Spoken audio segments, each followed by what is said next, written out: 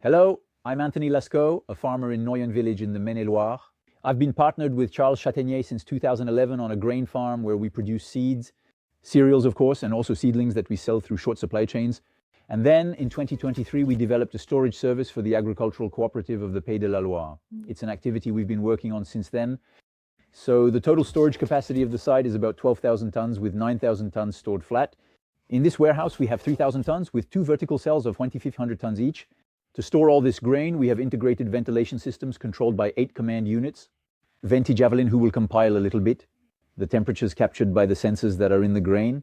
And then they will allow for the triggering and compiling of data and information on the ventilation performance.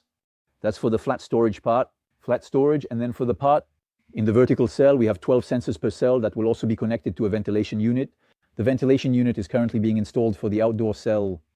The ventilation data can be accessed on PC and smartphone. I use the app on my smartphone a lot. The Store&Save from Javelot, which is easy to use and is always evolving, where we have a lot of services because there's a very responsive online system. That's what I use the most. Today, on November 26th, the harvest is still ongoing.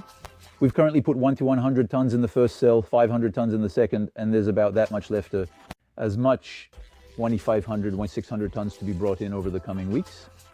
The corn stored here is local corn. It was harvested from farmers just a few kilometers away. The context of the year has an impact on the filling rate, on the pace of the truck arrivals. Here, since the dryers are a bit multi-crop, we can definitely end up with weeks of big deliveries. We can have 500 tons in just a few days, and then 10 days without anything because the dryer has moved onto our crop. So it's true that we have a filling process that's more staggered than in a typical year. In a typical year, the important thing is to open your storage period, especially on the app, as soon as we start filling, because it allows us to compile, even if we're at a minimal filling level, to start gathering some temperature data. In particular, I opened my storage period. Corn was harvested about 2 weeks ago, around mid-November. I opened the period for both cells at the same time. For setting up my ventilation, I kept things pretty simple too. I aimed for a target temperature of 12 degrees. I aimed for my target temperature right away.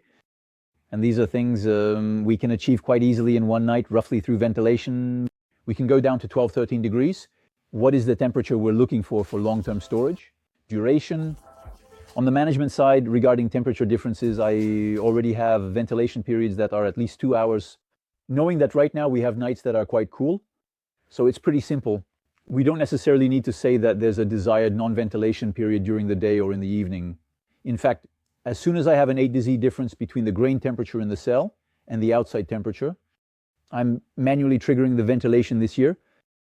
Since the installation is still ongoing at this site, the Javelot that will equip the 2 vertical cells hasn't been installed yet. So I can't generate a ventilation log for now. These are things that will be done in the coming weeks. So in a little while, I'll be able to, just like with flat storage, have a ventilation log and information on my ventilation times, as well as my ventilation costs per crop.